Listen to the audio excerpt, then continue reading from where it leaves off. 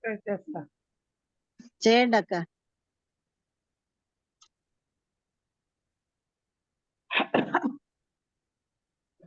ప్రార్థన చేసుకున్నాము. జూమ్లో చేరి వచ్చిన అందరికీ యేసునామములో వందనాలు. ప్రార్థన చేసుకుందాము. వాయిస్ వినపడుతుంది కదా? వినిపిస్తుంది వినిపిస్తుంది సిస్టర్, చేయండి. ఓకే. పరిశుద్ధుడైన మా ప్రేపర్లోకి ఒక తండ్రి, మీ పరిశుద్ధిని బట్టి మరొకసారి మీ తండ్రి చేరి ప్రార్థించుటకు మరి ఒక దినాన్ని, అవకాశాన్ని, సమయాన్ని దేవ చేరి వచ్చిన మాకందరికి అనుగ్రహించినందుకై మీ యొక్క నామానికి వందనములు స్తోత్రం చెల్లించుకుంటున్నాం నాయన. ఈ యొక్క మధ్యాహ్న కాల సమయంలో ప్రభువా, మీరు మాకు ఇచ్చినట్టు సమయంలో కొద్దిపాటి సమయంలో మిమ్మల్ని జ్ఞాపకం చేసుకుని దేవా, మీరు మాతో ఏమి మాట్లాడుతున్నారో ప్రభువా గ్రహించుకుంటకు, దేవ వినటకు ఏ యొక్క సందేశము మా చెవులలో వినబడుతుందో అది మేము గ్రహించి దాని ప్రకారము జీవించుటకు మరి యొక్క తరుణాన్ని మా యొక్క జీవితాల్లో అనుగ్రహించినందుకే మీకు స్తుతులు స్తోత్రం చెల్లించుకుంటున్నాం నాయన. దేవ, ఈ దినాన్ని మాకు ఎంతో మేలుకరంగా మా పట్ల ఉంచినందుకే స్తోత్రాలు. మా జీవితాల్లో దయాకిరీటంగా దేవ ఈ దినాన్ని మాకు అనుగ్రహించినందుకే మీకు స్తోత్రాలు చెల్లించుకుంటున్నాం. మా ప్రయాణ యేసుక్రీస్తు కృపలో ప్రభువా, మీ యొక్క రక్షణలో మమ్మల్ని నేటి వరకు దేవ చక్కగా నడిపిస్తున్నందుకే మీకు స్తోత్రం చెల్లించుకుంటున్నాం తండ్రి.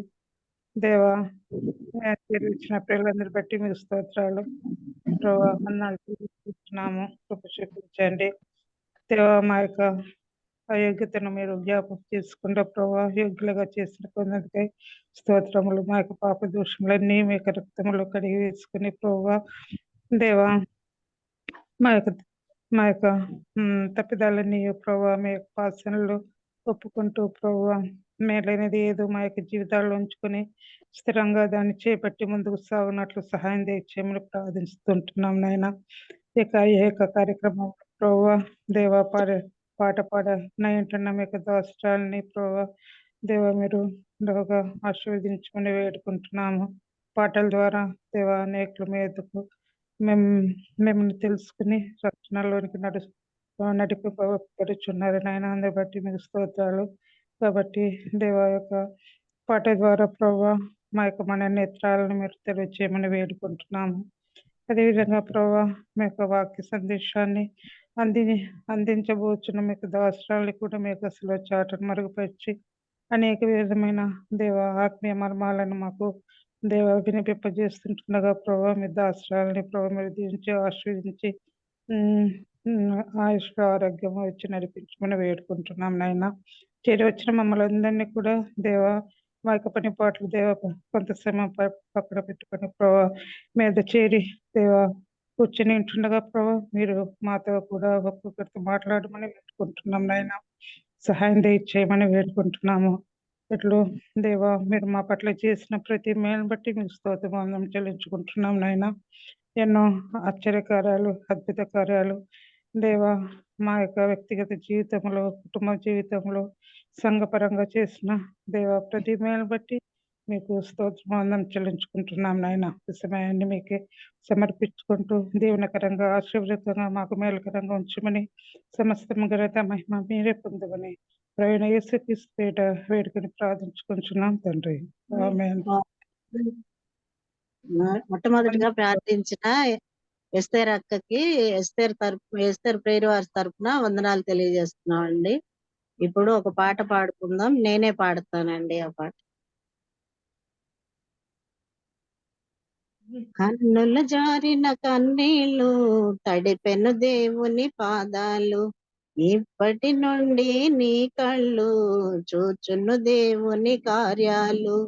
కన్నుల జారిన కన్నీళ్ళు తడిపెను దేవుని పాదాలు, ఇప్పటి నుండి నీ కళ్ళు చూచును దేవుని కార్యాలు. ఉందిలే దీవెనా ఎందుగా వేదన, పొందిన యాతన దేవుడే మరచునా.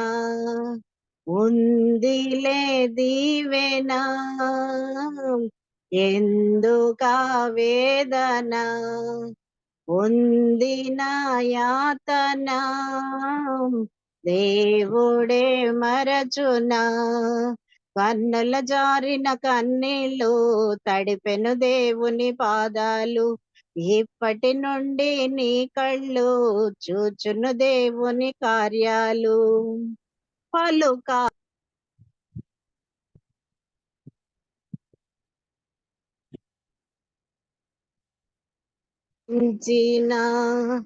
పలుకాకి లోకం నిందించిన ఏకాకివై నీవు రోధించిన అవమాన పర్వాలు ముగిసేనులే ఆనంద గీతాలు పాడేవులే నవ్వినోళ్ళంత నీ ముందు తలను వంచేను ఇక ముందు నవ్వినోళ్ళంత నీ ముందు తలను వంచేరు ఇక ముందు ఉందిలే దీవెనా ఎందుకా వేదన పొందిన యాతన దేవుడే మరచునా కన్నుల జారిన కన్నీళ్ళు తడిపెను దేవుని పాదాలు ఇప్పటి నుండి నీ కళ్ళు చూచును దేవుని కార్యాలు అనుకోని శ్రమలెన్నో ఎదిరించిన ఆత్మీయుల ప్రేమ నిదురించిన అనుకోనని శ్రమలెన్నో ఎదిరించిన ఆత్మీయుల ప్రేమ నిదురించిన అసమానమైన నా దేవుని బలమైన బాహువు నిన్ను వీడిన యేసు నిలిచాడు నీ ముందు నీకు చేసేను కనువిందు యేసు నిలిచాడు నీ ముందు నీకు చేసేను కనువిందు ఉందిలే దీవెనా ఎందుకా వేదన పొందిన యాతన దేవుడే మరచునా కన్నుల జారిన కన్నీళ్ళు తడిపెను దేవుని పాదాలు ఇప్పటి నుండి నీ కళ్ళు చూచును దేవుని కార్యాలు కన్నుల జారిన కన్నీళ్ళు తడిపెను దేవుని పాదాలు ఇప్పటి నుండి నీ కళ్ళు చూచును దేవుని కార్యాలు ఉందిలే దీవెనా ఎందుకా వేదన పొందిన యాతన దేవుడే మరచునా కన్నుల జారిన కన్నీళ్ళు తడిపెను దేవుని పాదాలు ఇప్పటి నుండి నీ కళ్ళు చూచును దేవుని కార్యాలు వందనాలండి. ఇప్పుడు మన మధ్యలో ఉన్న మెర్సీ సుందరరాజు గారు. మెర్సీ మనందరికీ తెలిసిన వాళ్ళే, మన సంఘ ప్రియురాలే, మన సంఘ సభ్యురాలే. చిన్నప్పటి నుండి ఇక్కడ ఈ సంఘంలోనే సండే స్కూల్ కి అంతా ఎదిగిన ఇక్కడ నుండి మన సంఘ సభ్యురాలు. తను పిల్లిగుండ్ల కాలనీలో సంఘంలో పరిచర్య చేస్తుంది. అంత మాత్రమే కాదు, స్త్రీల మధ్యలో అనేక చోట్ల తను పరిచర్యలో కొనసాగుతుంది. మనకు కూడా మన జూమ్ లో కూడా ఇంతకు ముందు చాలా సార్లు మనకి వాక్యాన్ని పంచుకున్నారు. మరి ఇప్పుడు ఈ సమయాన్ని మన సిస్టర్ సిస్టర్ కి ఈ సమయాన్ని అప్పచెప్తున్నాం. మెరిసక్క వందనాలు. మీరు వాక్యం తీసుకోండి అక్క. ఈ సమయాన్ని మీకు అప్పచెప్తున్నా. మన ప్రభువును ప్రియరక్షకుడు నేను యేసుక్రీస్తు నామములో రూమ్లో చేరవచ్చిన వారికి అందరికీ మా హృదయపూర్వక వందనాలమ్మా. దేవుని వాక్యాన్ని ధ్యానం చేసుకున్నాం. వాక్య భాగంలోకి వెళ్ళకంటే ముందుగా ఒక ప్రశ్న. దేవుని మహాత్మ్యము ఎరిగిన స్త్రీ ఎవరు? దేవుని మహాత్మ్యము ఎరిగిన స్త్రీ ఎవరు? ఎవరైనా చెప్పగలరా? అన్ని వెరీ గుడ్. యోకేబేద్ గురించి ఈరోజు మనము చిన్న సందేశాన్ని ధ్యానం చేస్తున్నాం. పరిశుద్ధ గ్రంథంలో నుండి నిర్గమకాండము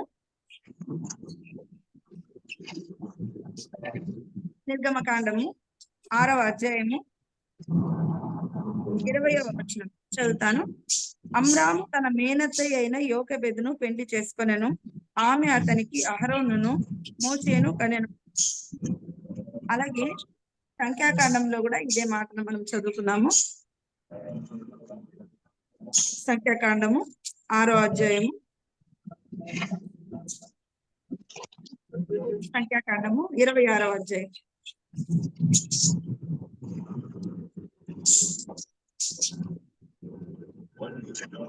59వ వచనం. కహాతు అమ్రామును కనెను. అమ్రాము భార్య పేరు యోకెబెదు. ఆమె లేవి కుమార్తె. ఐగుప్తులో ఆమె లేవి పుట్టెను. ఆమె అమ్రాము వలన అహరోనును మోషేను వీరి సహోదరియగు మిర్యామును కనెను. చిన్న ప్రార్థన చేసుకొని చిన్న వాక్య ధ్యానంలోకి మనం వెళ్దాం. ఆత్మ సహాయం కోసం ప్రార్థన చేస్తున్నాం. సర్వకృపానిధి మా ప్రియ పరలోకపు తండ్రి, సర్వోన్నతుడైన దేవ, సర్వశక్తి గల మా ప్రియ ప్రభాని పరిశుద్ధ పాదములకు కోటాను స్థితులు స్తోత్రములు వందనములు చెల్లించినాం. నేను నేడు నిరంతరమే రీతిగా ఉన్న మార్పు లేని గొప్ప తండ్రి నీకు వందనాలు స్తోత్రాలు చెల్లించినాం. దయాదాక్షిణ్య పూర్ణుడవు దీర్ఘశాంతుడవు కృపాసమృద్ధితో నిండి ఉన్న మా గొప్ప తండ్రి నీకు వందనాలు స్తోత్రాలు చెల్లించినాం. ఎవరి సమీపింపరాని తేజస్సులో అమృతంలో వసిస్తున్న శ్రీమంతుడవని, జ్యోతిర్మయుడవని, మహామహుడవని నీకు వందనాలు స్తోత్రాలు చెల్లించినాం. దేవా, ఎంతో గొప్ప దేవుడవు ప్రభా ఇదిగో తండ్రి నాన్న మమ్మల్ని ప్రేమించి ప్రభా ఇదిగో తండ్రి నాన్న మమ్మల్ని ఉజ్జీవింపజేయడానికి ప్రభా ఇదిగో తండ్రి మమ్మల్ని రక్షించడానికి ఈ లోకానికి ప్రభా మావలే మానవుడుగా ప్రభా ఇదిగో తండ్రి రక్తమాంసములు గల దేహాన్ని ధరించుకొని ప్రభా ఇదిగో తండ్రి నాన్న మీరు దాసుడై దీనుడై పుట్టినందుకే మీకు మా హృదయపూర్వక కృతజ్ఞతాస్తుతులు స్తోత్రములు వందనములు చెల్లించున్నాం. ఈ లోకంలో ఎవరు చూపలేని ప్రేమ, ఎవరు చేయలేని త్యాగం మా కోసం చేశారు తండ్రి. నశించి నరకానికి వెళుతున్న మమ్మల్ని మీరు ప్రేమించి రక్షించడానికి ప్రభా ఇదిగో తండ్రి ఈ లోకానికి ప్రభా ఇదిగో తండ్రి నాన్న మీరు ప్రభా మానవుడుగా జన్మించారు. ప్రభా ఇదిగో తండ్రి మా కోసం ప్రభా ఇదిగో తండ్రి మా అవమానము, మా శాపము, మా రోగము, మా వ్యసనము అంతా మీ మీద వేసుకొని ప్రభా ఇదిగో తండ్రి నాన్న మా కొరకు కలువరి సిలువలో ప్రభా ఇదిగో తండ్రి నాన్న అర్పణంగాను బలిగాను అప్పగిస్తున్నారు తండ్రి. నీకు వందనాలు స్తోత్రాలు చెల్లించినాం. చివరి బొట్టు వరకు రక్తం అంతా చిందించి ప్రభా ఇదిగో తండ్రి మా కోసం రక్షణ సిద్ధపరిచిన మా తండ్రి నీకు వందనాలు స్తుతులు స్తోత్రాలు చెల్లించిన సేవ ఇదిగో తండ్రి సమయాన్ని ఈ దినాన్ని మీ సన్నిధిలో గడిపే గొప్ప భాగ్యాన్ని మాకు ఇచ్చిన గొప్ప తండ్రి నీకు మా హృదయపూర్వక కృతజ్ఞతాస్తుతులు స్తోత్రంలో వందనములు చెల్లించినాం. కూడి వచ్చిన బిడ్డలందరినీ మీరు దయతో జ్ఞాపకం చేసుకునేది అల్పురాలను నిష్ప్రయోజకమైన దాసురాలను నన్ను కూడా ప్రభా ఇదిగో తండ్రి నాన్న మీరు ప్రభా ఇదిగో తండ్రి నాన్న జ్ఞాపకం చేసుకునేది. దేవా ఇదిగో తండ్రి మీ మాటలు పలకడానికి ఉచ్చరించడానికి యోగ్యురాలను కాను అయోగ్యురాలను అపాత్రురాలను నన్ను మరుగుపరిచి మీ ఆత్మ సహాయం ద్వారా మీరే మాతో మాట్లాడుదురని ప్రభా ఇదిగో తండ్రి నాన్న ఈ దినమంతట్లో ప్రభా ఇదిగో తండ్రి మేము ఎండైన కృపాదివెండు మాకు తోడుగా ఉండని అనుగ్రహించుదురని ఈ సమయాన్ని మీ దయగల హస్తాలకు అప్పచెప్పుకుంటూ ప్రవేణేశ్వర క్రీస్తునామం ప్రార్థించి స్తుతించి అడిగి వేడుకుంటున్నాం తండ్రి. ఆమేన్. ఆమేన్. సరేమా, నిర్గమకాండము 6వ అధ్యాయము 20వ వచనంలో అమ్రాము తన మేనత్త అయిన యోకెబెదును పెళ్లి చేసుకొనెను. ఆమె అతనికి అహరోనును మోషేను కనెను. అమ్రాము 137 ఏళ్ళు బ్రతికెను అని మనము చూస్తున్నాం అన్నమాట. వీరి కుటుంబాన్ని గురించి మనకు నిర్గమకాండం 2వ అధ్యాయంలోనే దేవుడు మొట్టమొదటి పరిచయంగా రాశాడు. అయితే అక్కడ పేర్లు రాయబడలేదు. ఇక్కడ పేర్లు దేవుడు మరి ఆత్మ ద్వారా రాయించినట్లుగా మనము చూస్తున్నాం అన్నమాట. ఈ రోజు బాలల దినోత్సవం కాబట్టి మరి తల్లిదండ్రులకు పేరు తెచ్చిన దేవుని సేవలో మరి దేవుని అంబుల పొదిలో బలమైన బాణాలుగా ఉపయోగపడిన మరి యోకెబెదు అమ్రాముల పిల్లలు వాని గురించిన సందేశాన్ని మనం ఈరోజు నేర్చుకుందాం. ఇక్కడ గమనించినట్టయితే నిర్గమకాండంలో మనం చదువుకున్న మాటలలో గమనించినట్టయితే 20వ వచనంలో అమ్రాము తన మేనత్త అయిన యోకెబెదును పెళ్లి చేసుకొనెను అని చూస్తున్నాం. అమ్రాము తన మేనత్త అయిన యోకెబెదును పెళ్లి చేసుకున్నాడు అని దేవుడు ఒక మాట రాయించాడు. ఇంకా మనం గమనించినట్టయితే సంఖ్యాకాండం 26వ అధ్యాయం 59వ వచనంలో ఇక్కడ అమ్రాము భార్య పేరు యోకెబెదు. ఆమె లేవి కుమార్తె. ఐగుప్తులో ఆమె లేవికి పుట్టెను అని చూస్తున్నాం. లేవి కుమార్తె ఈ యొక్క యోకెబెదు.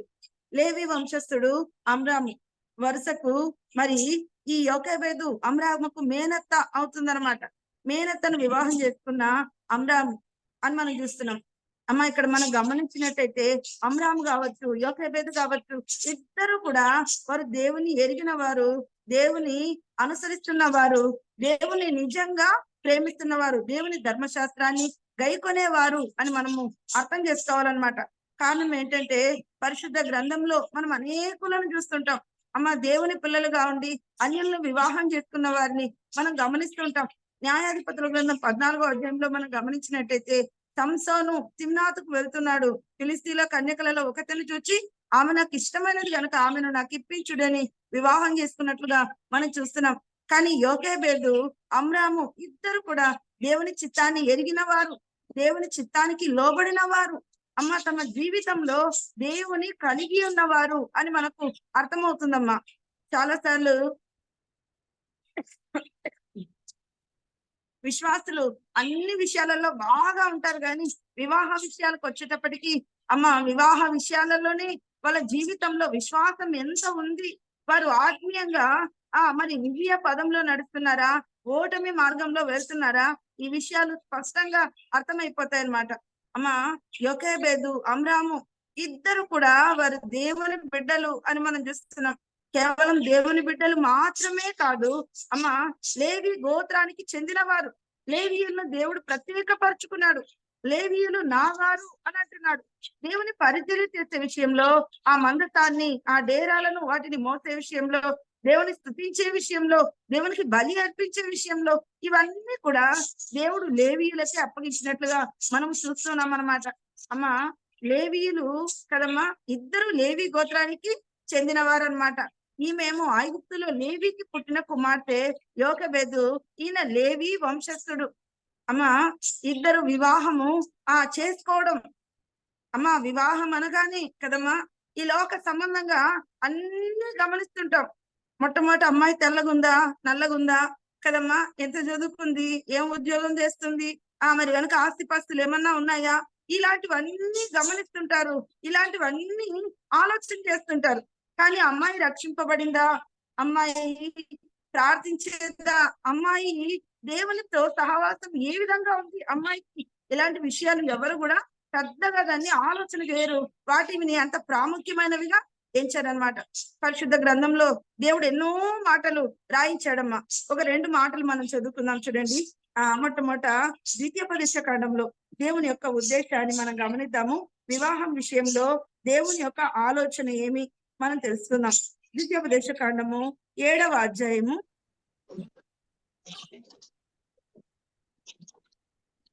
7వ అధ్యాయము 3వ వచనము 4వ వచనం 2 చదువుతాను.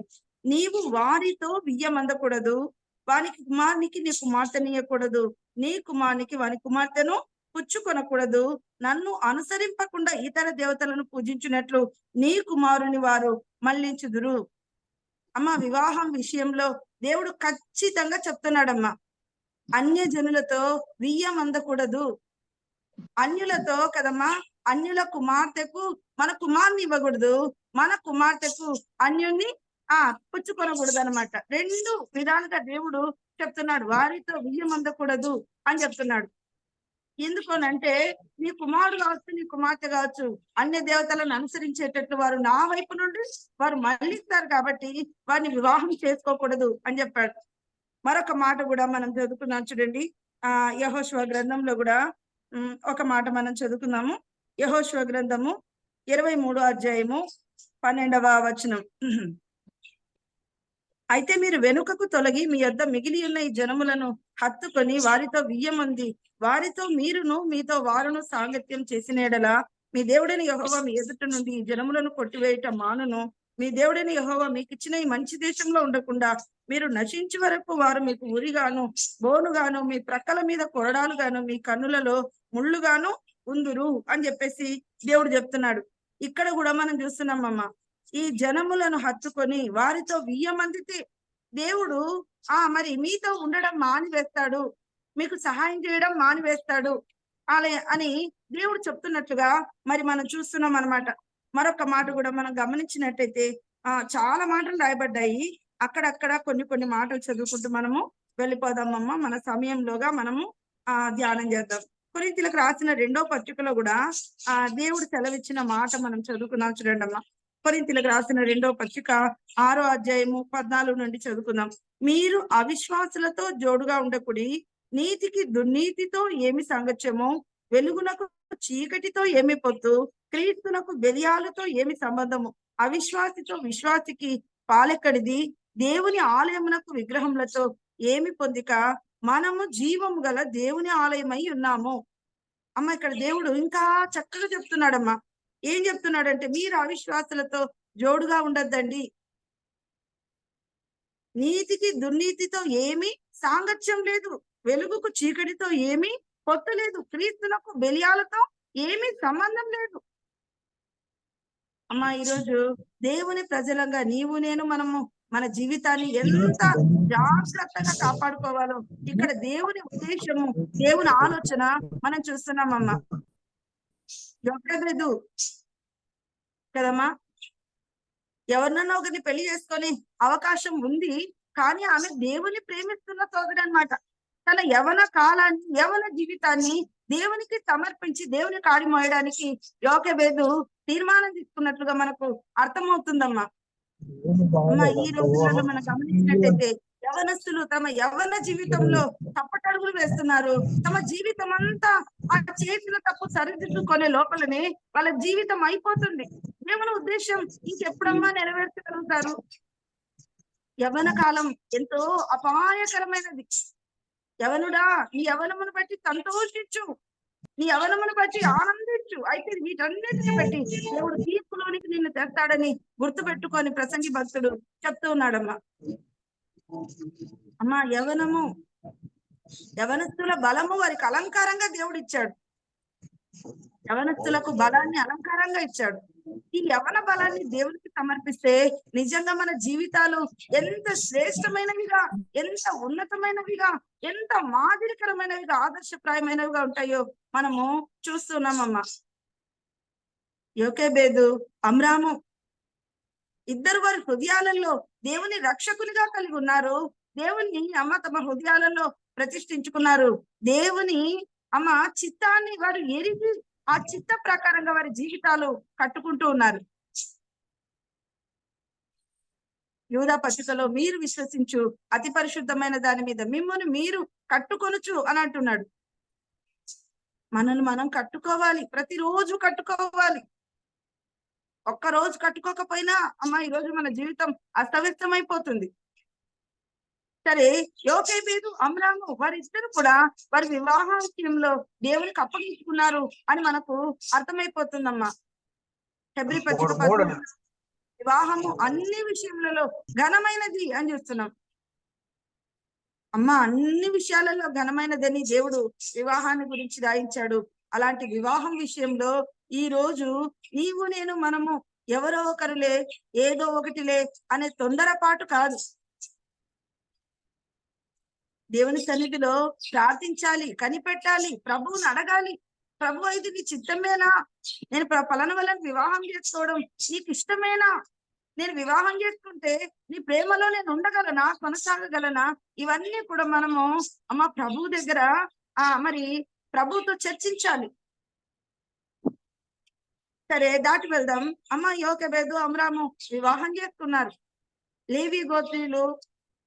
లేవి గోత్రానికి దేవుడు పరిచర్య చేసే గొప్ప భాగ్యాన్ని ఇచ్చాడని మనం చూస్తున్నాం. అమ్మా దినవృత్తాంతాల గ్రంథంలో ఒక మాట, చక్కని మాట జ్ఞాపకం చేసుకుందాం. చూడండి అమ్మా, 2వ దినవృత్తాంతంలో గ్రంథము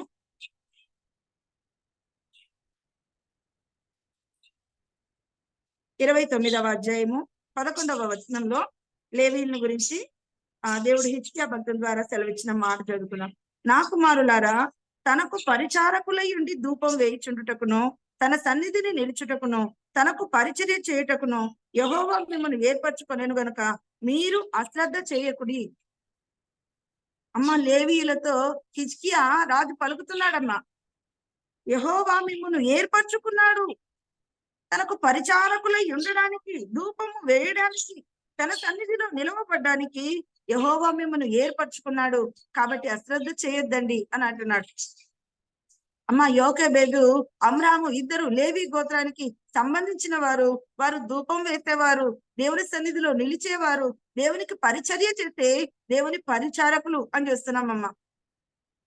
కొత్త నిబంధన కాలంలో గమనించినట్టయితే పేతురు మొదటి పత్రిక 2వ అధ్యాయం 9వ వచనంలో అయితే మీరు చీకటిలో నుండి ఆశ్చర్యకరమైన తన వెలుగులోనికి మిమ్మును పిలిచిన వాని గుణాతిశయములను ప్రచురము చేయ నిమిత్తము ఏర్పరచబడిన వంశమును, రాజులైన యాజక సమూహమును, పరిశుద్ధ జనమును, దేవుని సొత్తైన ప్రజలునై ఉన్నారు అని అంటున్నాడు.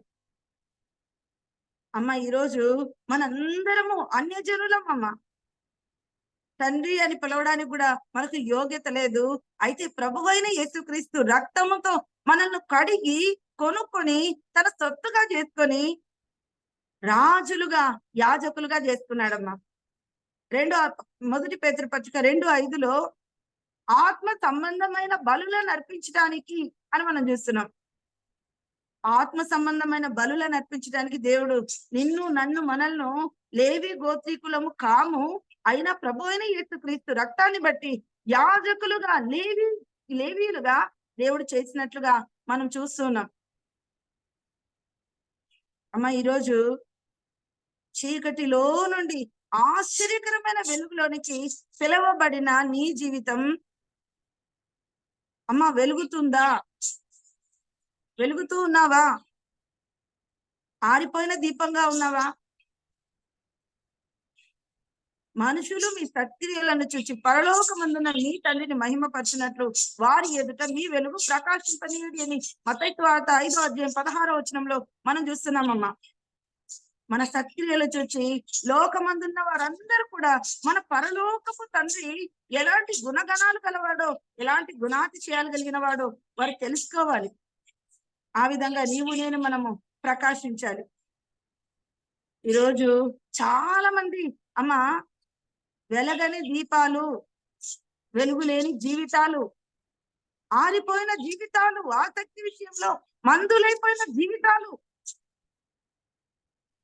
ఆత్మలో తీవ్రత లేని జీవితాలు. అమ్మా ఈరోజు అశ్రద్ధ చేస్తున్నామా? పరిచర్య చేయడానికి అశ్రద్ధ చేస్తున్నామా? ధూపం వేయడానికి అశ్రద్ధ చేస్తున్నామా?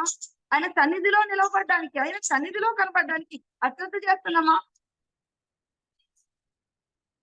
అమ్మ ప్రార్థన అంటే ఒకనొక సమయంలో ప్రధాన యాజకుడు తనది కాని రక్తంతో సంవత్సరానికి ఒక్క మారు అతి పరిశుద్ధ స్థలంలోనికి వెళ్ళి ప్రజలందరి కోసం అమ్మ ఆయన విజ్ఞాపన చేసేవాడమ్మా. ఇప్పుడైతే ప్రభు అయిన యేసుక్రీస్తు శరీరం అనే తెర చినుగుట ద్వారా నీకు నాకు మనకు ఆయన కృపాసనాన్ని ఇచ్చాడు. ఎన్ని సార్లన్నా ప్రార్థించచ్చు, ఎన్ని సార్లన్నా మొరపెట్టచ్చు. అడుగుడి మీకు ఇవ్వబడి అన్నాడు కదా. ఇది వరకు మీరు నా నామంలో నన్నేమీ అడగలేదు, మీ సంతోషం పరిపూర్ణమవునట్లు అడుగుడి అని అన్నాడు యోహాను సువార్తలో. అమ్మ దేవుడు అడగమంటున్నాడు, అడగలుగుతున్నామా? ప్రార్థన చేయగలుగుతున్నామా? చాలా సార్లు స్త్రీలుగా ప్రార్థన విషయంలో అమ్మ వెనుకబడిపోతున్నాం కదా. ప్రార్థన అనగానే ఫెయిల్. అబ్బో పని చేసి చేసి అలసిపోయాను, తిరిగి వచ్చి సొమ్మసిల్లిపోయాను, ఇంకా నా వల్ల కావడం లేదు, కొద్దిసేపు రెస్ట్ తీసుకుంటాను, కొద్దిసేపు పడుకుంటాను, కొద్దిసేపు నడుము వాలుస్తాను అనుకునే లోపల మళ్ళీ సాయంకాలం సమయం అయ్యేపోయి ఉంటుందమ్మా. మళ్ళీ వంట చేయాలి, మళ్ళీ కసులు దొప్పుకోవాలి, మళ్ళీ పనులన్నీ ఉంటాయి. అమ్మా అశ్రద్ధ చేస్తున్నామా? యోకేబేదు అమ్రామును చూస్తే వాళ్ళు అశ్రద్ధ చేసినట్టుగా కనబడదమ్మా. అశ్రద్ధ చేసుకుంటే వారి గృహం కట్టబడేది కాదు. 127వ కీర్తన 1వ వచనంలో యెహోవా ఇల్లు కట్టించని ఎడ్ల దాని కట్టువారి ప్రయాసము వ్యర్థమే, యెహోవా పట్టణమును కాపాడని ఎడ్ల దాని కావలి కాయవారు మేలుకొని ఉండుట వ్యర్థమే అని చూస్తున్నాం. దేవుడు కట్టిన ఇల్లు అమ్మా అమ్రాము, యోకేబేదు. అమ్మ ఈరోజు మన ఇల్లు దేవుడు కట్టాడా? ప్రతి దానిని కట్టువాడు దేవుడే అని మనం చూస్తున్నాం కదమ్మా. హెబ్రీ పత్రిక 3వ అధ్యాయంలో. అమ్మా మన ఇల్లు కట్టుకుంటున్నామా? యోకేబేదు అమ్రాము వివాహం చేసుకున్నారు. వారి వివాహ జీవితం అమ్మ ఎంత చక్కగా ఉందంటే, కష్టాలలో, ఇరుకులలో, ఇబ్బందులలో ఒకరి కోసం ఒకరు జీవిస్తున్నారమ్మా భార్య భర్తలు ఇద్దరు. దేవుడు చేసిన మొదటి వివాహం ఆదాము హవ్వలు. అమ్మవారి దాంపత్యం గురించి మనం చూస్తే ఆదికాండం 5వ అధ్యాయంలోకి వచ్చేటప్పటికి అమ్మ దేవుడు వారిద్దరికి ఒకే పేరు పెట్టాడమ్మా, నరులు. ఆదామును చూస్తే అచ్చం హవ్వను చూసినట్టే ఉంది, హవ్వను చూస్తే అచ్చం ఆదామును చూసినట్టే ఉంది. ఇద్దరు విడదీయరాని అన్యోన్యమైన దంపతులుగా బంధంగా దేవునికి కనబడుతున్నారు. ఒకరంటే ఒకరికి ప్రేమ, ఒకరంటే ఒకరికి ఆప్యాయత, ఒకరంటే ఒకరికి అనురాగం. అమ్మ ఆదికాండం 3వ అధ్యాయంలో హవ్వ ఒంటరిగా ఉన్నప్పుడు అపవాది వచ్చి శోధించి ఆ ఫలములను తినిపిస్తే హవ్వ తినేసి తను కొన్ని తిని తన భర్త కోసం దాచుకొని తన భర్తకు కూడా ఇచ్చిందమ్మా. చాలా సార్లు మనకు అనుమానం వస్తుంది అనమాట. హవ్వ కంటే ఆడవాళ్ళు కాబట్టి బలహీనమైన ఘటం కదా, ఆదాము చాలా బలవంతుడు కదా, ఆదాము ఎందుకు తిన్నాడు అని అనుకుంటుంటాం. ఒక దైవ సేవకుడు ఇలా చెప్పాడన్నమాట. ఏమని చెప్పాడంటే, అయ్యయ్యో ఆ పండు తినకూడదు, తిరుదినంలో నిశ్చయంగా చచ్చిపోతారని దేవుడు చెప్పాడు కదా, నా భార్య ఒక్కతే తింటే, నా భార్య ఒక్కతే చనిపోతే నేనేమైపోవాలి, ఏ శిక్ష అయినా ఇద్దరము చెరి సగం భరిస్తాము అన్నట్టుగా ఆదాము కూడా తీసుకొని తిన్నాడంటమ్మా. ఆలోచిస్తే నిజమే అనిపిస్తుంది కదా రీజన్. ఎంత చక్కని భార్య భర్తలు అమ్మా, కష్టములో, సుఖములో, దుఃఖములో, వ్యాధిలో, బాధలో, ప్రతి విషయంలో అమ్మ ఒకరినొకరు అర్థం చేసుకోవడం, ఒకరి కోసం ఒకరు జీవించడం ఎంత బాగా ఉంటుందోనమ్మా. సరే దాటి వెళ్దాం. మనం గమనించినట్టయితే 128వ కీర్తన 1వ వచనంలో యెహోవా యందు భయభక్తులు కలిగి ఆయన త్రోవల యందు నడుచువారు అందరూ ధన్యులు. నిశ్చయముగా నీవు నీ చేతుల కష్టాజితం అనుభవించదవు, నీవు ధన్యుడవు, నీకు మేలు కలుగును, నీ లోగిట నీ భార్య ఫలించు ద్రాక్షవల్లి వలె ఉండునని దేవుడు రాయించినట్లుగా అమ్రాము కుటుంబము, అమ్రాము భార్య, అమ్రాము దాంపత్యము, అమ్రాము గృహముందమ్మ. అమ్రాము కుటుంబము భూమి మీద పరలోకము అని చెప్పుకోవచ్చు. ఈరోజు చాలా గృహాలు, సౌకర్యాలు ఉన్నాయి, డబ్బులు ఉన్నాయి, అన్ని ఉన్నాయమ్మా. ఏం లేదంటే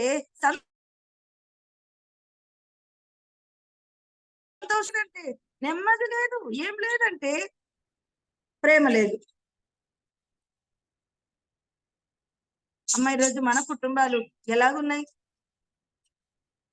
దేవుడు చేసిన వివాహం కదమ్మా, దేవుడు కట్టిన ఇల్లు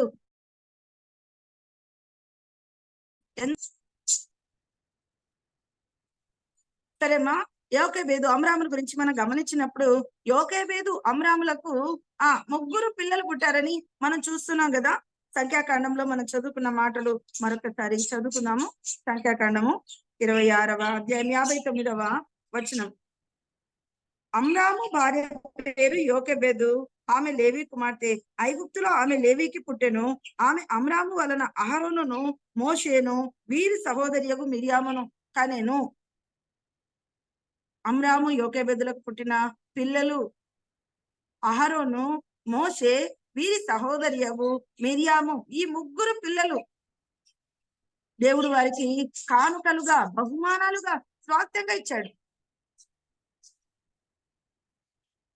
అమ్మా ముగ్గురు పిల్లలను దేవుడు వారికి ఇచ్చాడు. 127వ కీర్తనలో యవన కాలమున పుట్టిన కుమారులు బలవంతుని చేతిలోని బాణముల వంటి వారు, వారితో తన అంబుల కొద్దిని నింపుకున్నవాడు ధన్యుడు అని చూస్తున్నాం. యవన కాలమున పుట్టిన అహరోను, మోషే, మిరియాము అంబుల పొదిలో అమ్మ నింపుకున్న బాణాల్లాగా ఉన్నారమ్మా ముగ్గురు పిల్లలు. వాళ్ళని పెంచే విషయంలో తల్లిదండ్రులు ఇద్దరు బాధ్యత తీసుకున్నట్టుగా మనకు అర్థమైపోతుంది. అమ్మ బండికి 2 చక్రాలు ఉన్నట్టుగా ఒక కుటుంబానికి, ఒక గృహానికి భార్య భర్త ఇద్దరు అన్నమాట. ఇద్దరు కలిసి తమ కుటుంబాన్ని జ్ఞానంతో కట్టుకోవాలి. అహరోను, మిరియాము మొట్టమొదట పుట్టారమ్మా. చెప్పాలంటే అహరోను, మోషే కంటే కూడా మిరియాము పెద్దదని చెప్పొచ్చు. ఎందుకంటే తల్లి కుమార్తెకు ఒక బాధ్యత అప్పగించిందంటే మరి 4 సంవత్సరాల పిల్ల, 3 సంవత్సరాల పిల్ల అయితే తల్లి అప్పచెప్పలేదు.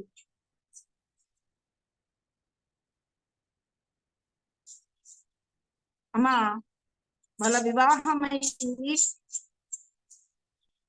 తమ కుటుంబాన్ని కట్టుకునే సమయంలో పరిస్థితులు ఎలాగున్నాయంటే నిర్గమకాండంలో మనము చదువుకుందాం చూడండమ్మా. నిర్గమకాండము 1వ అధ్యాయము, నిర్గమకాండము 1వ అధ్యాయము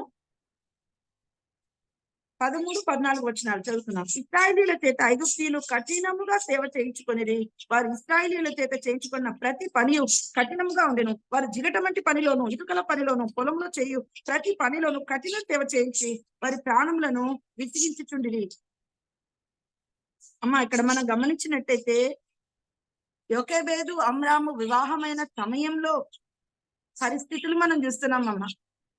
ఇశ్రాయేలు ప్రజలు కఠిన దాసత్వంలో, కఠిన బానిసత్వంలో వారు ఉన్నారు. ఇక్కడ నిర్గమకాండం 1వ అధ్యాయం 8వ వచనంలో యోసేపును ఎరగని ఒక క్రొత్త రాజు ఐగుప్తును ఏలడానికి వచ్చాడు. అప్పుడు విస్తారంగా ఉన్న ఇశ్రాయేలు ప్రజలను తెచ్చి వీరు మనకంటే బలిష్ఠులుగా ఉన్నారు, ఒకవేళ యుద్ధం జరిగిందంటే వీరు శత్రువుల పక్షంగా చేరిపోయి మనం ఓడిపోతాము, కాబట్టి వీళ్ళను మనం బలవంతంగా బానిసలుగా చేసుకుందామని ఆ రాజు ఒక కుయుక్తితో ఆ ప్రజలను నలగొడుతున్నాడమ్మా. ప్రతి పని కఠినంగా చేయిస్తున్నాడు. వాళ్ళు మూలుగుతున్నారు, ఏడుస్తున్నారు, అంగలార్చుతున్నారు, మొరపెడుతున్నారు. ఎంత భయంకరమమ్మా. ద్వితీయోపదేశ కాండంలో ఆ ఇనుప కొలిమి అని రాయబడింది. ఇనుప కొలిమి. అమ్మ చూడండి, ఆ ఇనుప కొలిమిలో అమ్రాము యోకేబేదుల వివాహము జరిగింది. వాళ్ళకు పిల్లలు పుడుతూ ఉన్నారు. అమ్మ, అన్ని బాగున్నప్పుడు సంతోషంగా ఆనందంగా ఉండడానికి ఎవరన్నా ఇష్టపడతారమ్మా. కానీ కష్టంలో, లేమిలో, ఇబ్బందిలో, ఇరుకులో అమ్మ కుటుంబం కట్టుకోవడం అంటే ఎంత కష్టం కదా. కానీ యోకేబేదు అమ్రాము కష్టం అనుకోవడం లేదమ్మా. వాళ్ళిద్దరూ దేవుణ్ణి ప్రేమించేవారు.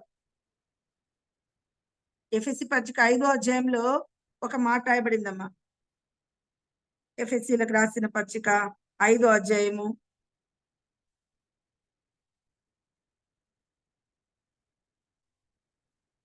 21వ వచనంలో క్రీస్తు నందలి భయముతో ఒకరికొకడు లోబడి ఉండుడి.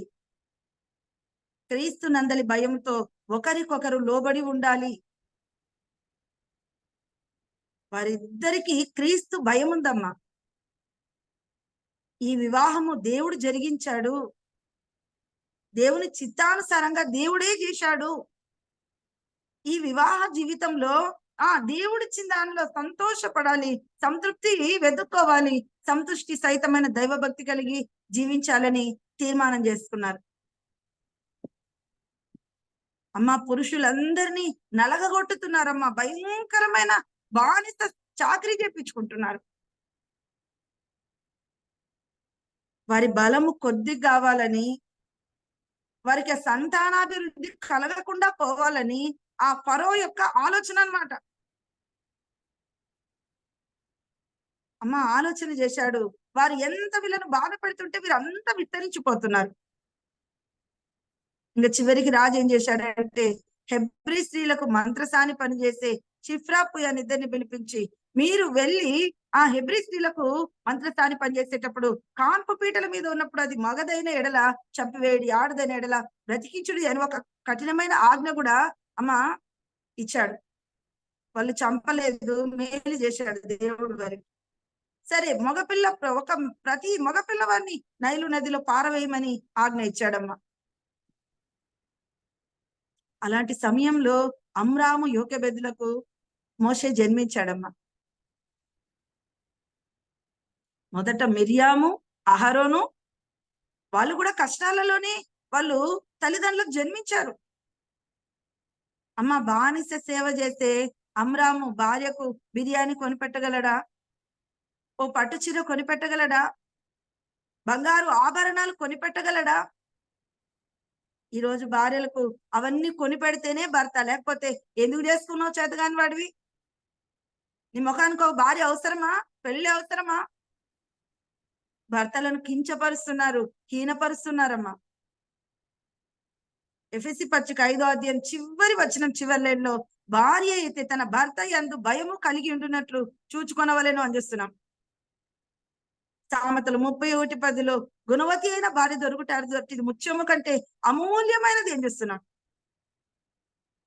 అమ్మ ముత్యాలు ఎక్కడ పడితే అక్కడ రోడ్డు నిండా కనపడవు, ఎక్కడో ఒకటి ఉంటాయి. ఆ ఒక్క ముత్యం కావాలంటే సముద్రం ఎంత లోతుకు వెళ్ళాలో. ఒడ్డు మీద ఉన్నదంతా ఇసుకనే, ఒడ్డు మీద ఉన్నవన్నీ గవ్వలే, అవి ముత్యాలు కావు. అమ్మ యోకేబేదు తన భర్త మంచి చీరలు కొనలేకపోయినా, మంచి ఆభరణాలు కొనలేకపోయినా, మంచి భోజనం పెట్టలేకపోయినా, కనీసం తనతో సమయం గడపడానికి సమయం లేకపోయినా భార్య భర్తను అమ్మ సతాయించటం లేదు, విసిగించటం లేదు, ఏడిపించటం లేదమ్మా. సుబుద్ధి గల భార్య యెహోవా యొక్క దానము, నెనరుగల స్త్రీ ఘనతనందును, యెహోవా యందు భయభక్తులు కలిగిన స్త్రీ కొనియాడబడును. ఇవన్నీ మనకు నోటి కంఠపాఠం వచ్చు. కానీ మనము ఎలాంటి భార్యలం? జగడగొండి దానితో కాపురం ఉండుట కంటే మిద్దె మీద ఒక మూల నివసించుట మేలని అంటున్నాడు దేవుడు. ఈరోజు ఉదయం ఒక సోదరి ఫోన్ చేసిందమ్మా. అమ్మా మా కొడుకును భయంకరంగా కట్టె తీసుకొని కొడుతుంటే అమ్మో అమ్మో అని కేకలేస్తున్నాడంట. అసలు ఇరుగు పొరుగు వారు చెప్తుంటే ఏమైపోతాడో మా బిడ్డ అని ఏడుపు వస్తుందమ్మా అని చెప్పి చాలా ఏడుస్తుంది. ఎంత భయంకరం అమ్మా. ఒకప్పుడు భర్తలు భార్యలు కొట్టంగా విన్నాం, కానీ ఈ కాలం మొత్తం రివర్స్ అయిపోయిందమ్మా. భార్యలే భర్తలను కొడుతున్నారు, భార్యలే భర్తలను అమ్మ వీధిలోకి లాగుతున్నారు, వాళ్ళ మర్యాద అంతా తీస్తున్నారు. ఎంత బాధాకరం అమ్మా. అమ్మా యోకేబేదు ఎంత చక్కని స్త్రీ అమ్మా. లేవి కడుపులో పుట్టిన ఒక ఆణిముత్యం అని చెప్పుకోవచ్చు. సరే అమ్మ యోకేబేదు అనే మాటకు దేవుని మహాత్మ్యము అని అర్థం అన్నమాట. దేవుని మహాత్మ్యము. అమ్మా యోకేబేదు దేవుని మహాత్మ్యమును బాగా ఎరిగిందమ్మా. దేవుని మహాత్మ్యాన్ని ఎరిగిన యోకేబేదు దేవుణ్ణి ఎరిగింది, దేవుని మహాత్మ్యాన్ని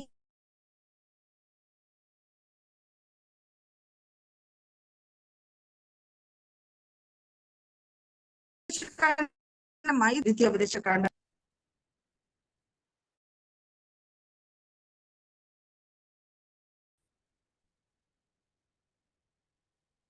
ద్వితీయోపదేశకాండము 5వ అధ్యాయము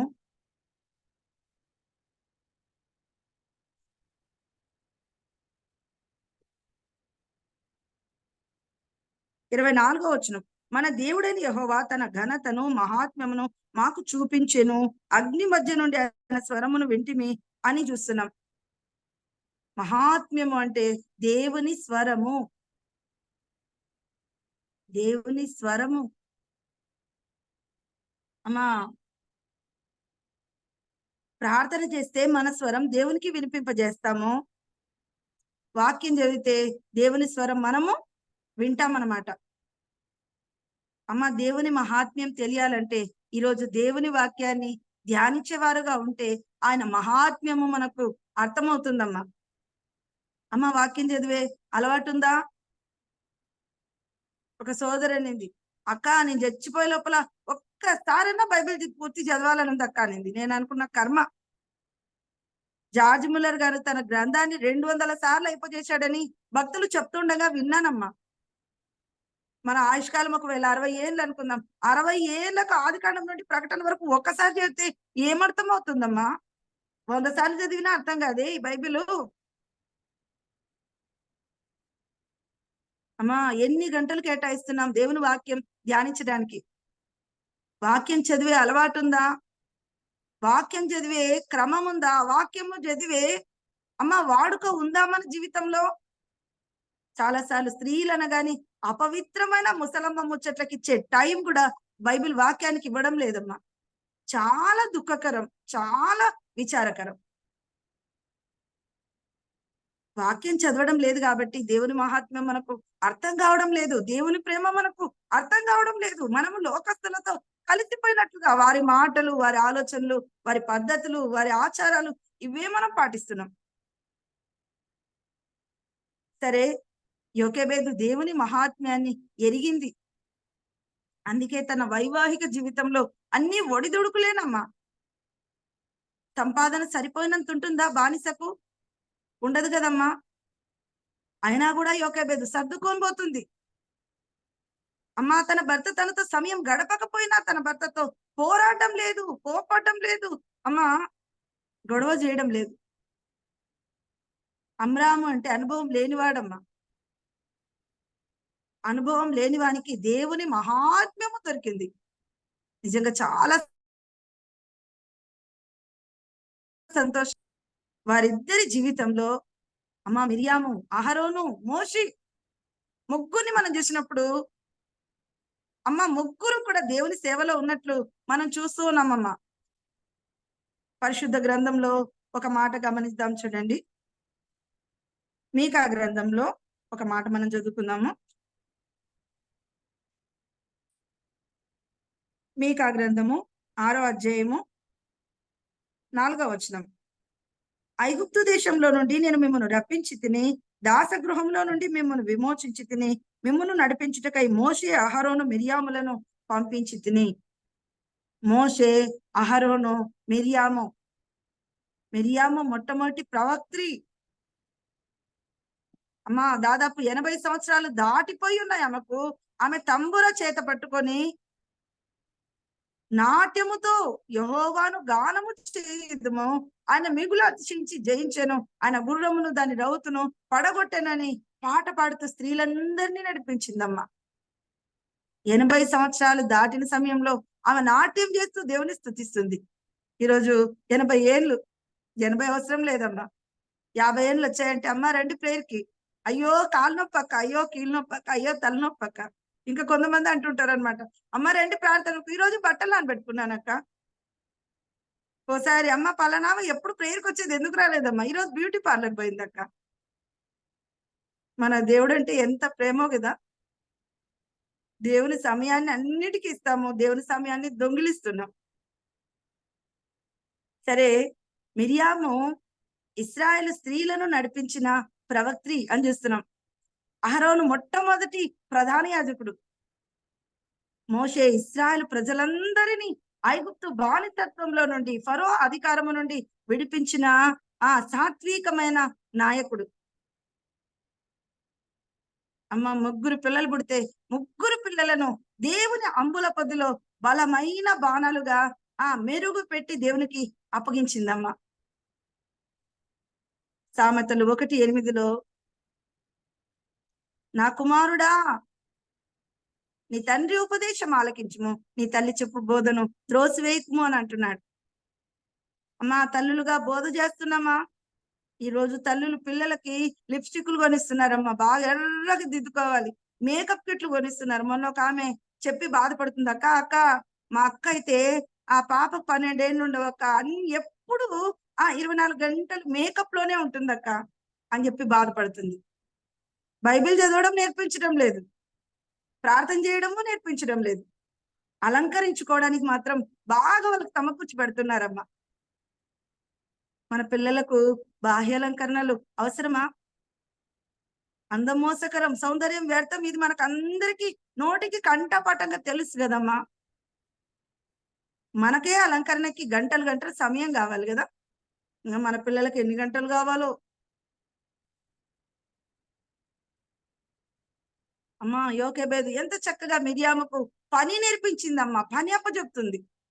ఈ కాలం తల్లులు పిల్లలకి, అమ్మా యవనస్తులైన పిల్లలు ఉంటారు, అమ్మా ఏటమ్మా ఇంత కష్టపడుతున్నారంటే, ఉన్నీలే మెరిసి వాళ్ళు అత్తగారింటికి పోయిన తర్వాత ఎలాగో అక్కడ పని చేసుకుంటారు కదా, ఇక్కడ సుఖపడిని అంటుంటారు. ఇక్కడ వంచని శరీరం అక్కడ ఎట్లా వంగుతుందమ్మా? ఇక్కడ పని చేయకుండా అక్కడ పని చేయగలుగుతారా? చిన్న పాప కదమ్మా మిరియాము. అమ్మా ఈ జమ్ము పెట్టను, ఇందులో పెట్టాను, ఈ నదిలో పెట్టాను, ఆ పిల్లవానికి ఏం జరుగుతుందో నువ్వు జాగ్రత్తగా చూసుకోవాలి. చిన్న మిరియాముకు ఎంత పెద్ద బాధ్యత తల్లి అప్పగించిందంటే, ఆ చిన్న మిరియాము ఎంత నమ్మకస్తురాలో ఇక్కడ మనకు అర్థమవుతుందమ్మా. అమ్మ ఈరోజు మన పిల్లలకు పనులు నేర్పిస్తున్నామా? పనులు కాదు, ఏమీ నేర్పించడం లేదమ్మా. మన పిల్లలను మనము ఎట్ట తయారు చేసుకుంటున్నామంటే మనకు పనికిరారు, ఎవరికి పనికిరారు, అందరికీ భారం అన్నమాట. భారంగా తయారు చేసుకుంటున్నాం మన పిల్లలు. సామెతలు 31లో అమ్మ గుణవతి అయిన భార్య గురించి మనం చూస్తున్నాము. ఆమె జ్ఞానము కలిగి తన నోరు తెరచును, కృపగల ఉపదేశము ఆమె బోధించును అని చూస్తున్నాం. జ్ఞానం కలిగి నోరు తెరుస్తుందంటమ్మా. ఈరోజు చాలా మంది సోదరీలు నోరు తెరుస్తున్నారు, గయ్యాలి గంగమ్మల్లాగా కేకలేయడానికి, అరవడానికి, పోట్లాడడానికి, వీటికి నోరు తెరుస్తున్నారు. పాట పాడండి అంటే నోట్లో కొనుక్కుంటారు. ప్రార్థన చేయండి అంటే కూడా నోట్లో ఆమెన్ అనేది కూడా పక్కన వాళ్ళకు వినపడకుండా చేస్తుంటారు. అదే గొడవ అయితే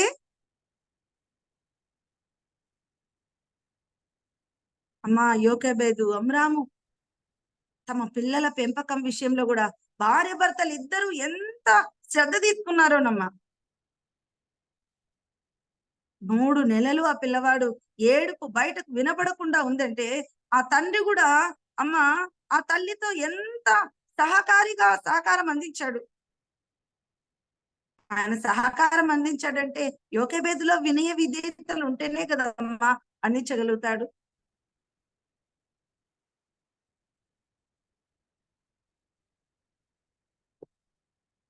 అమ్మ ఈరోజు యోకెబెదు, అమ్రాము తమ పిల్లలను ఎంత చక్కగా పెంచి దేవుని సేవ కోసం సమర్పించారు. కీర్తనల గ్రంథంలో మనం ఒక మాట చదువుకుందామమ్మా. మనం ఎరిగిన మాటలే చదువుకుందాము. కీర్తనల గ్రంథము 144వ కీర్తన 12వ వచనం. మా కుమారులు తమ యవన కాలమందు ఎదిగిన మొక్కల వలె ఉన్నారు, మా కుమార్తెలు నగరునకై చెక్కిన మూల కంబంల వలె ఉన్నారు. దావీదు రచించిన కీర్తనమ్మ. మా కుమారులు తమ యవన కాలమందు ఎదిగిన మొక్కలు. అమ్మ మొక్క ఎదిగిన తర్వాత దాన్ని మాను అంటాం కదా, కానీ ఎదిగిన మొక్క అది ఎదిగింది, పెద్దగా ఎదిగింది, కానీ ఒదిగిపోతుంది అన్నమాట.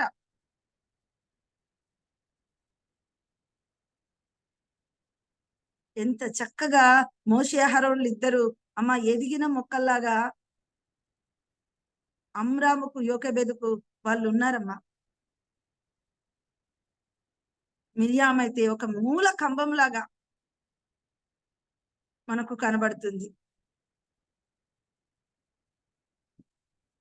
ఎఫెసీ పత్రిక 6వ అధ్యాయంలో తండ్రులారా మీ పిల్లలకు కోపం రేపక దేవుని యొక్క శిక్షలోను బోధలోను పెంచుడి అని చెప్పేసి దేవుడు సెలవిస్తున్నాడమ్మా.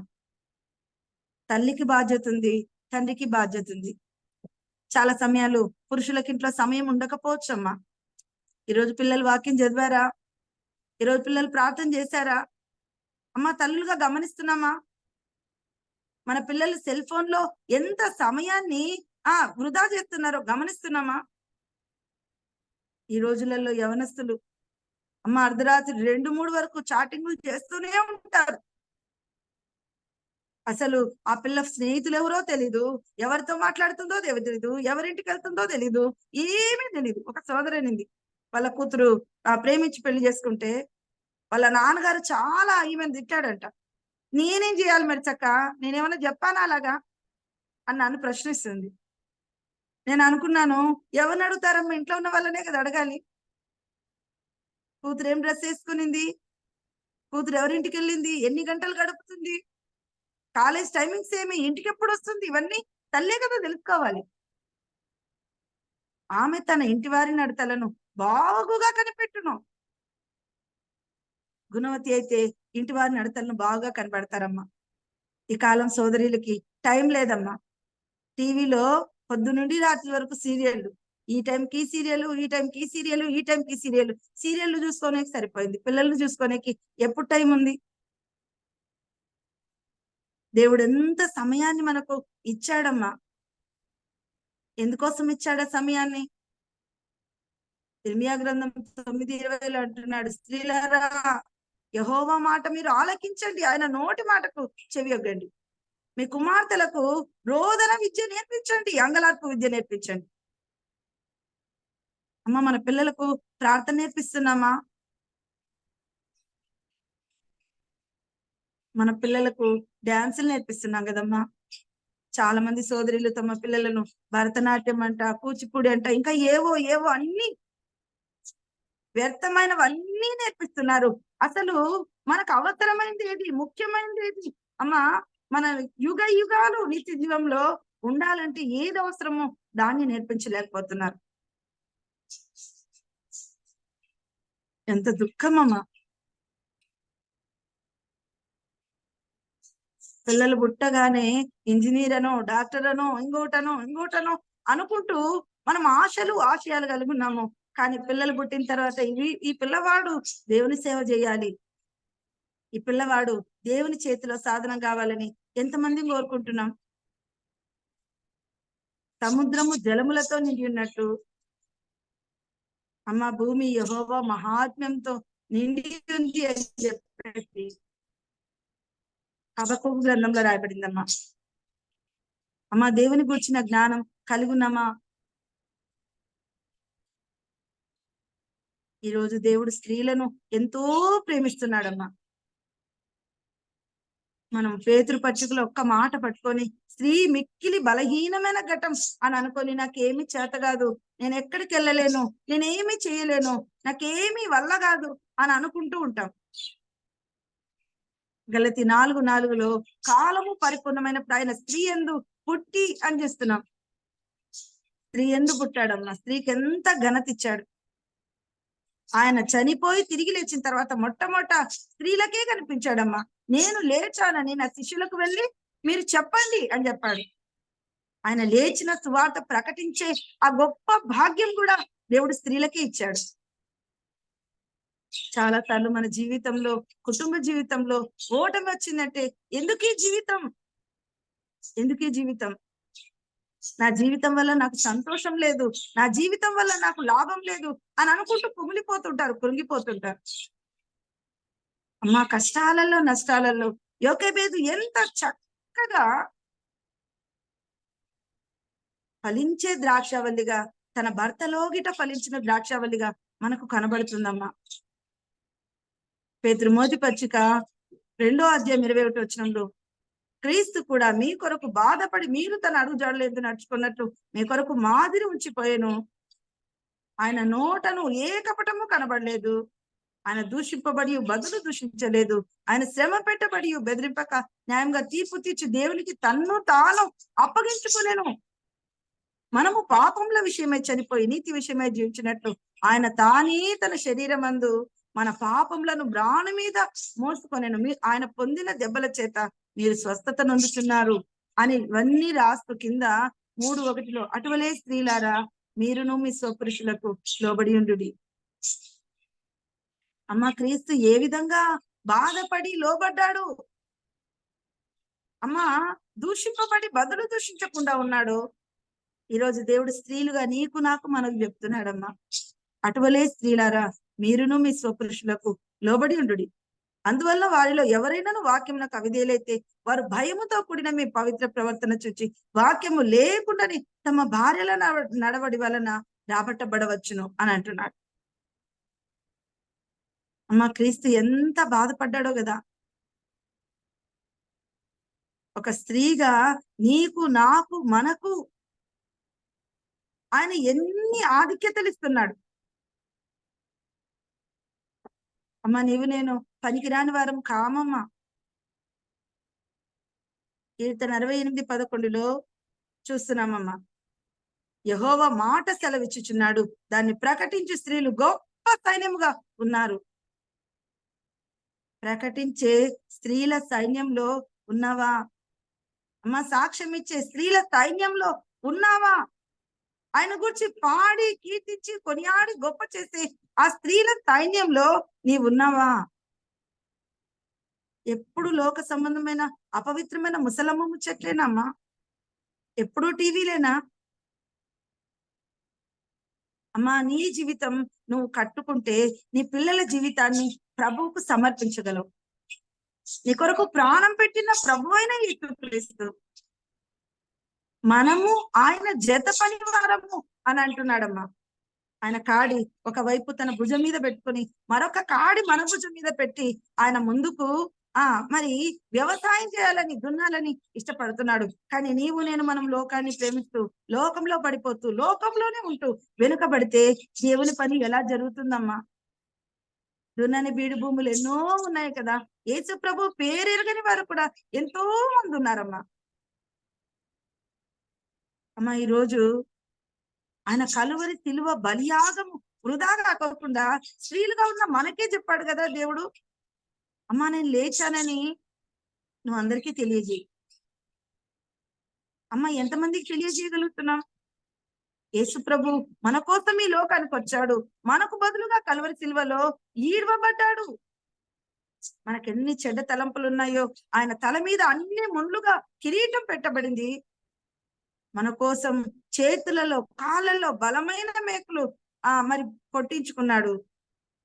మన కోసం ప్రక్కలో బల్లెంపు పోటు పొడిపించుకున్నాడు. మన కోసం ఆయన వీపంతా నాగటి చలవలి దున్నబడిందమ్మా. తల మనసులకు నరిపాదాల వరకు స్వస్థత కొంచెమైనను లేనివనిగా ఆయన మొత్తబడ్డాడు, గాయపరచబడ్డాడు. మన సమాధానార్థమైన శిక్ష ఆయన మీద వేసుకున్నాడు. ఇంతగా ప్రేమించిన ప్రభువును అమ్మ, ఈరోజు నీవు నేను మనము ఎంత ప్రేమించాం, ఆయన మహాత్మ్యాన్ని ఎంత ఎరిగాము. ఎరగడం అంటే దేవుడు నాకు తెలుసని చెప్పడం కాదమ్మా. తీతుకు పచ్చగా 1వ అధ్యాయం చివరి వచనంలో వారు దేవుణ్ణి ఎరుగుదుమని చెప్పుదురే గాని వారి క్రియల వలన ఆయనను ఎరగమన్నట్టున్నారు. ఈరోజు చాలా మంది క్రియలలో దేవుడు అంటే తెలియదు, దేవుని ప్రేమ ఏంటో తెలియదు, దేవుని గుణగణాలు ఏంటో తెలియదు. తెలిస్తే నువ్వు నేను అనుసరించి అవలంబించి ఈ లోకానికి చూపించాలి. ఇదిగో దేవుడు, నా దేవుడు ప్రేమ అయ్యున్నాడు, నేను కూడా ప్రేమ కలిగి ఉన్నాను. నా దేవుడు క్షమించేవాడుగా ఉన్నాడు, నేను కూడా క్షమిస్తున్నాను. అమ్మా, ఈరోజు స్త్రీలుగా మన కుటుంబం పట్ల మనం గుణవతి అయిన భార్యలుగా ఉన్నామా, జగడగొండి అయిన స్త్రీలుగా ఉన్నామా?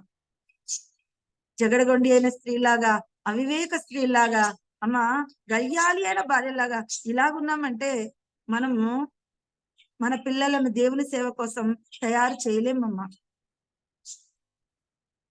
మా కొత్త నిబంధన గ్రంథంలో కూడా మత్తయి సువార్త 20వ అధ్యాయంలో జబదయి కుమారుల తల్లి యేసు ప్రభు దగ్గరకు వచ్చిందమ్మా. ప్రభువా, నీతో నేను ఒక మనవి చేయకూర్చున్నానంటే ఏంటమ్మా చెప్పమ్మా. ప్రభువా, నిత్య జీవితంలో నీ సింహాసనం ప్రక్కన కుడి వైపున ఒకడు, ఎడమ వైపున ఒకడు కూర్చుండాలి ప్రభువా. అమ్మా, నువ్వేం అడుగుతున్నావు నీకు తెలుసా? అవును ప్రభా, నాకు తెలుసు. నేను త్రాగబోయే గిన్నెలో త్రాగలుగుతారా? అవును ప్రభా, త్రాగుతారు. నేను అలా పెంచాను.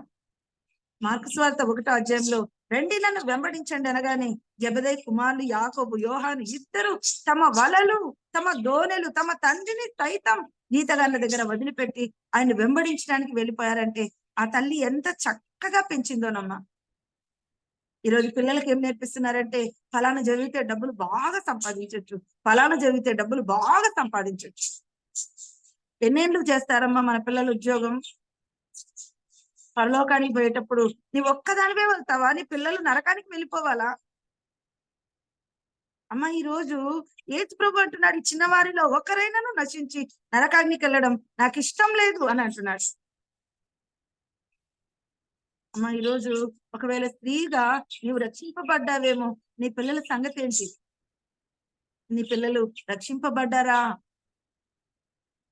రక్షించబడ్డం అంటే నేను చాలాసార్లు చెప్తుంటానమ్మా, మందిరానికి రావడం రక్షింపబడ్డం అనే అర్థం కాదు. ఈరోజు మందిరాలలోనే అన్ని జరుగుతుంటాయి. చాలా స్థలాలలో చాలా, ఓ సోదరి, అక్క మా పిల్లకి అసలు ఏమీ తెలియదు అక్క, ఒకడు మోసం చేసి పెళ్లి చేసుకున్నాడు అక్క. ఈమె గవర్నమెంట్ ఎంప్లాయ్ అని అమ్మాయిని మోసం చేసి పెళ్లి చేసుకున్నాడంట. 16 సంవత్సరాలు కూడా నిండని అమ్మాయి.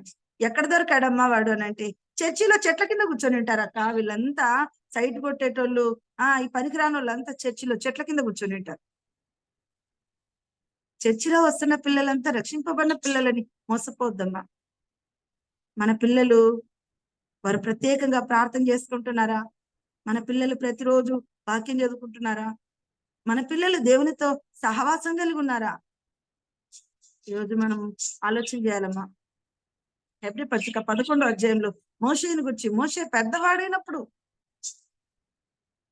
ఐగుప్తు ధనం కంటే క్రీస్తు విషయమైన నింద గొప్ప భాగ్యమని ఎంచుకొని అల్పకాలము పాపభోగం అనుభవించుట కంటే దేవుని ప్రజలతో శ్రమ అనుభవించుట మేలని యోచించి ఫరో కుమార్తె కుమారుడని అనిపించుకోవడానికి ఒప్పుకోలేదంటమ్మా. తల్లి ఎంత చక్కగా పెంచిందో. ఒకవేళ యొకెబెదు దగ్గర 5 సంవత్సరాలు పాలు తాగాడేమో.